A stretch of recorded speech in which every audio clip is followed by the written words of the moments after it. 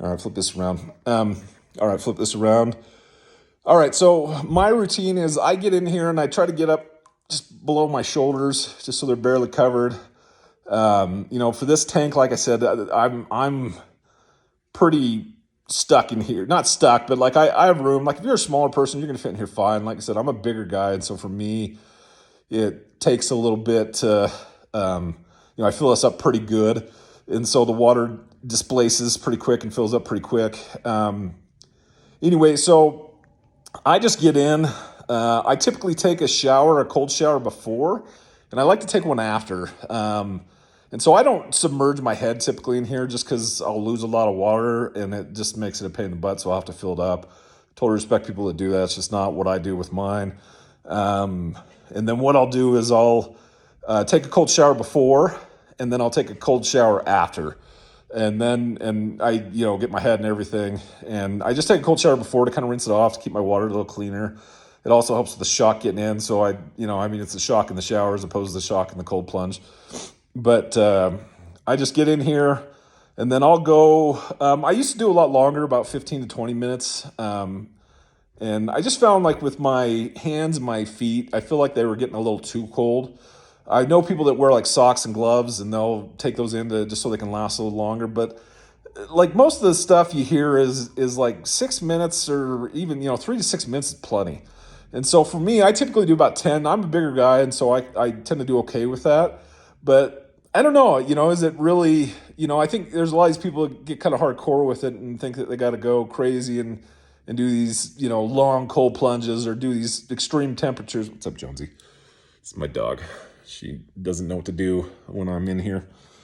But I don't know that really matters. I don't know there's a benefit. There's kind of a law of diminishing returns, I think, that goes with this. And you have to kind of figure out, I think, what that is for you and go with that and kind of trust your body and what seems right for you, just based it on how you feel. But like there's days I've gone too long, I feel like, and it's like my toes feel not frostbitten, but like they feel like if I were to get in like a warm shower, it would hurt the toes, right away. Like it would feel painful. And I don't think that's kind of what you should be doing with this. I feel like that's probably dangerous and probably not a great idea. And so I think you're better off just being a little smarter about it.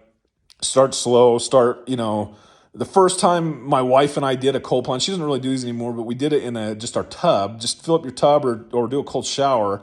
And we literally went like a minute, 30 seconds, maybe 2 minutes the first time. And it felt horrible, And so it's not something I would like just dive right in and feel like you got to go to some extreme level. You hear a lot of these podcasters or people on YouTube that, they go pretty low temperatures. They pride themselves in like, 33 degrees or 35 degrees or even, lower like in their thing because it's frozen. Somehow it can get lower than that. I don't know how that works exactly, but because I would think it would be frozen at that point. But anyway, I just don't think that matters. I think you're kind of chasing stuff that you don't need to chase at that point. Like if you want to do it and your body can handle it and that's your thing, go for it, But I feel like you go in here, 3 to 6 minutes, maybe 10 if like I said, I'm a bigger guy, so it takes a little bit longer for me, I think, to kind of really start to feel the effect. But I feel like you get plenty. And then, like I said, I usually take a cold shower after just to rinse off because I want to get the chlorine and stuff off. And then I'll naturally warm up from there. There's days I cheat and I just feel like a warm shower and I'm just not feeling it. And I just want to warm shower it. And you're going to have those days, just do whatever, But I still think you get a benefit. But I definitely feel awake. I feel like the main benefits for me in doing this it's hard to say if I've lost weight from it.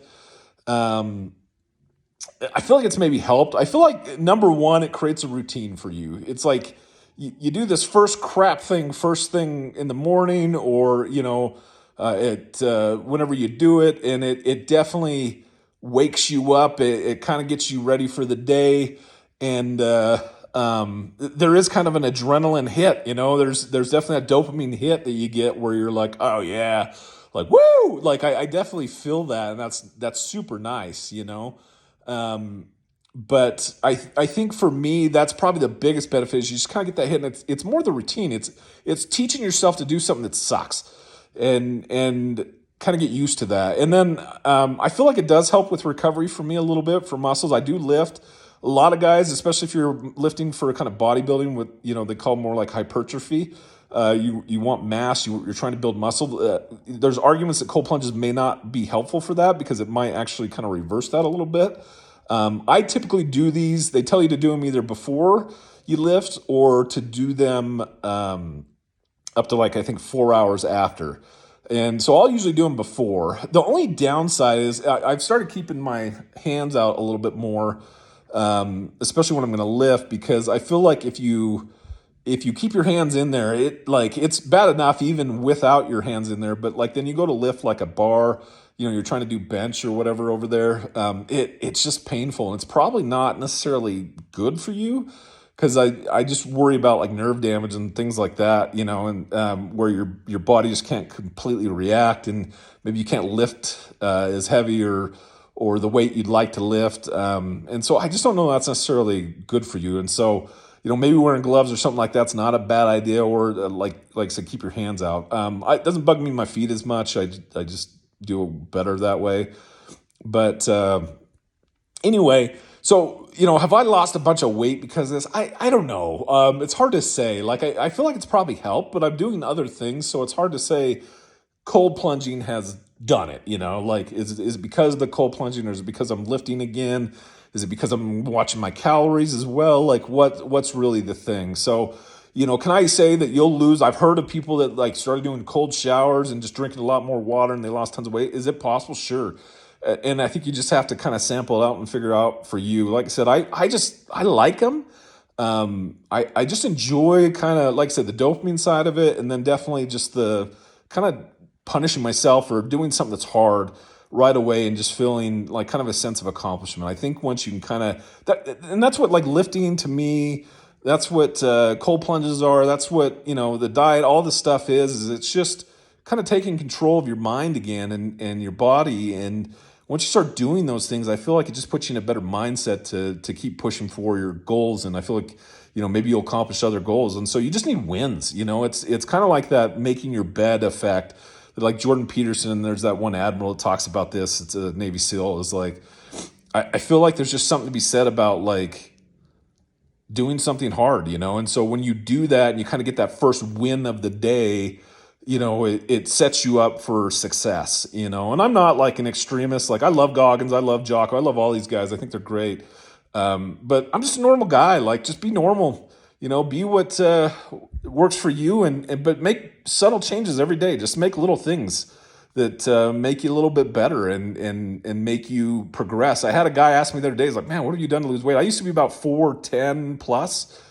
And he's a bigger guy, and he'd ask me, and I didn't really know how to answer him because it's like I didn't have surgery. I didn't have, and not that I'm shaming anybody, but I didn't start extreme diets. Initially I kind of did some keto for a while, and that helped me kind of start. And then I cut out like caffeine from my diet, and I don't even know if that was it. Like I feel like I was definitely probably sleeping better, so that probably helped. But it was honestly just small changes. It was just like moving a little bit more than I used to. It was not eating as many snacks, not having that bowl of cereal or whatever it is at night that you might pound, or a bowl of ice cream. It was just little things. Eating more protein, and then and that got me to a good place. And then I really started lifting and doing more of that again. And it kind of slowed my weight loss, but it definitely, like, because I was gaining muscle, but I looked a lot better. People keep saying like, man, what are you doing? You're losing weight. But I wasn't necessarily losing weight, but I was definitely body recomping and losing fat. And it was just by doing little things. And so I've got a long ways to go. I'm not even close to where I want to be. It's sometimes very frustrating because you start going down this path and you're like, this is going to be freaking forever. It's going to take forever. But like at the same time, I feel really good about where I'm at. Like when I look back and I look at the progress, and occasionally I'll see a picture. My wife will send me one. It will come up in one of our memories. She'll be like, wow, you've come a long ways. And it's true. And it's like, wow, I really have. And so it's a slow slugfest, or slogfest, whatever you want to call it. It's just going to take time. And so you just have to go in for the long haul, and you got to start doing the things that are going to start to discipline you, and just make those subtle changes that make big change over time. I mean, it's the same way you got bigger. Like I was like, man, how did I become this fat? Like, did I just give up? And a lot of it was because I did. I would like come home and I'd sit in my chair and I would do nothing. I'd get home from work and I'd sit in this reclining chair I had and I'd play video games on my computer. I just lounge. Like that was like my routine. It was like I just gave up, you know? And so I just had to subtly change that. You just got to add some more, effort. Like if you're only getting like 1,000 steps a day or, maybe based on movement, try to double that movement. Try to double those steps, park further away from where. That's one of the things I started doing is I just started parking down the hill and I had to walk up a hill every day.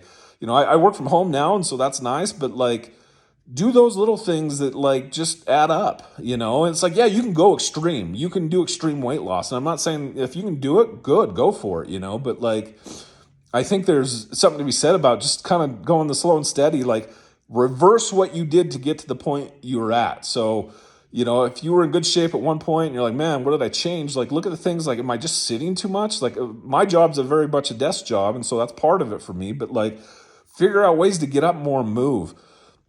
Change some of your habits. If you go for 2 plates at dinner, try to cut it down to 1 or 1.5 or 1 3/4 to start with, If you drink soda, that was another thing. Like cut that crap out as much as you can. Like go to maybe diet or something like that, caffeine free, try that. Maybe get like, I really like these ice drinks at Costco. I don't really do them. I just mostly do water now, but like, if you still need the fizzy and kind of the sugary hit, like start with something like that has like no calories, but still kind of gives you that sense. And then eventually maybe work it off like that you don't use that anymore and you just do water. And that's one of the things I just do is I basically just drink water now. Occasionally I'll have like a caffeine-free Diet Coke and I enjoy those occasionally, but that's pretty rare. It's not a daily thing for me. It's like maybe once every week or two, maybe.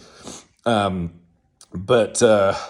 just little things. So cold plunges, I guess to close it with cold plunges, it's like for me, has this changed my life? I don't know that it has. Is it something that I enjoy? Yes. Is it something I feel like an accomplished? Do I feel that kind of dopamine hit? Yeah, I honestly do. I feel good. I get out and I'm like, woo, let's do the day, I feel that accomplishment. I do feel like I just start the day better, It kind of gives me that energy I need. And then I like doing a warm shower at night, and that kind of slows me down and gets me ready for bed and helps that cycle of my sleep cycle, I think, but is this going to change your life? I don't know that it is, but is it one tool in your toolbox? Is it one habit change, one goal accomplished for the day? Yeah, I think it's going to do that for sure. And so, I recommend them. I like them. Give them a try. Start with the tub if you got a tub, even if it's not all the way. Start small. Do a cold shower. Go roll in the snow. Whatever you got to do to maybe experience it. And just, you have to give it a week or two just to kind of get past the initial shock. The first couple times, it sucks. And then after that, you kind of get to a point where it's not so bad, and it's very doable and you actually start to enjoy it. So, let's see where we're at. Well, I wasn't planning on going that long, but I'll just give it a minute and a half more and get out. Anyway, thanks for listening to my rant. Hope this was helpful for anybody thinking about cold plunging.